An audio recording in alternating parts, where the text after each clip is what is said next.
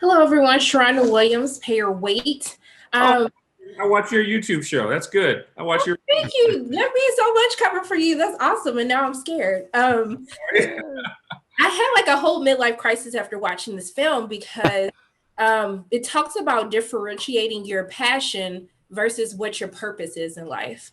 And a lot of times, we think that those two go along with one another, they correlate to one another. But I wanted to ask for all three of you, and we can start with you, Jamie. How do you make sure, with all the talents that you all have with writing, singing, acting, etc., how do you differentiate your passion and also integrate your purpose of what you're supposed to do in this world? Oh man, you know what? I was literally blessed to know what my purpose was early on.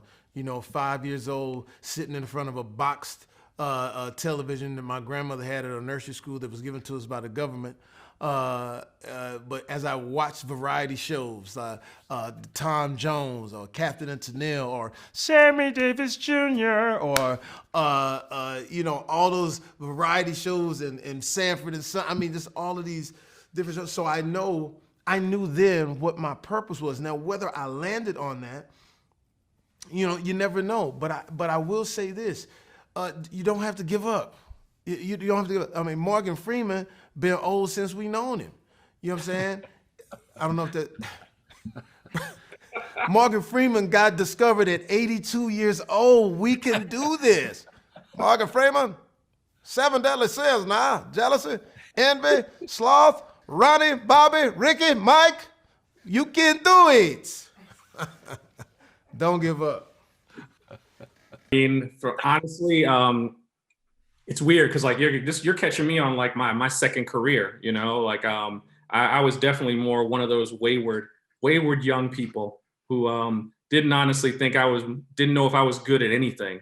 And all it took was like a little bit of encouragement from mentors. Like mentors are a big part of this film, and that really resonates with me because people don't, even doing what we do at this level, you'd be surprised how rarely you get positive words of encouragement. I think that's why I liked your YouTube show so much, Sharonda. I was like, oh, she started off like, no, Miss Regina King did not slay in her first film, and I'm like, all right, I'm watching this show from now on. Just come right to the positivity because I need it.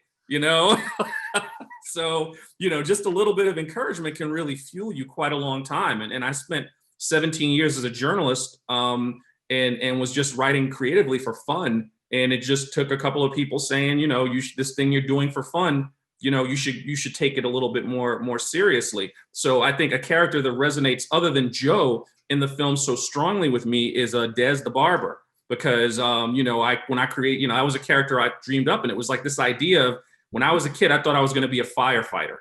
Okay.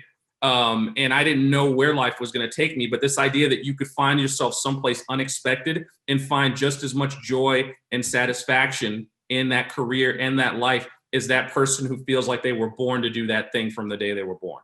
So Des really kind of speaks to my soul and kind of my own path. I fell in love with animation when I was like in third grade. I did a flip book on the corner of my math book. They made me go back and erase it at the end of the year. But the idea that you could create something that looked like it was moving was just so magic to me, and I just got sucked into it. And I think your question is amazing, because the difference between getting sucked in versus using that to go out, I think that's what the Lost Souls are all about. That you can easily find something you love and just like become so self-absorbed in it that you stop seeing the world. On the other hand, you can use it to connect outward to the world and not only bring a more kind of a joy and a connection to yourself, but to other people. And so I think that's sometimes a hairline kind of balance, but it's something that I think I have to correct all the time.